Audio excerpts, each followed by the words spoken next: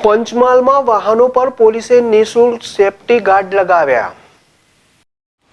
હાલમાં માર્ગ સલામતી માસની ઉજવણી કરવામાં આવી રહી છે, જે અંતર્ગત વિવિધ કાર્યક્રમો હાથ ધરવામાં આવી રહ્યા છે। પંચમહાલ જિલ્લા ટ્રાફિક પોલીસ દ્વારા પણ અંતર્ગત વિવિધ ડ્રાઇવનું આયોજન કરવામાં આવી રહ્યું છે। બીજી તરફ આગામી ઉત્તરાયણ પર્વને આડે હવે ગણતરીના દિવસો બચ્યા છે, ત્યારે પતંગની દોરી રસ્તા પર આવી જવાના કારણે રાહદારીઓ અને વાહન ચાલકોને ઘણાના ભાગે જીવલેણ ઈજાઓ પહોંચતી હોય છે। આ કપરી સ્થિતિને ટાળવા માટે પંચમહાલ પોલીસ દ્વારા જાગૃતિ અભિયાન હાથ ધરવામાં આવ્યું હતું। ગોધરા શહેરના ચર્ચ સર્કલ પાસે જિલ્લા પોલીસ વડા હિમાંશુ સોલંકીની ઉપસ્થિતિમાં પોલીસ દ્વારા રસ્તેથી પસાર થતા ટુ વ્હીલર વાહન ચાલકોને નિઃશુલ્ક સેફટી રોડ લગાવી આપવામાં આવી હતી।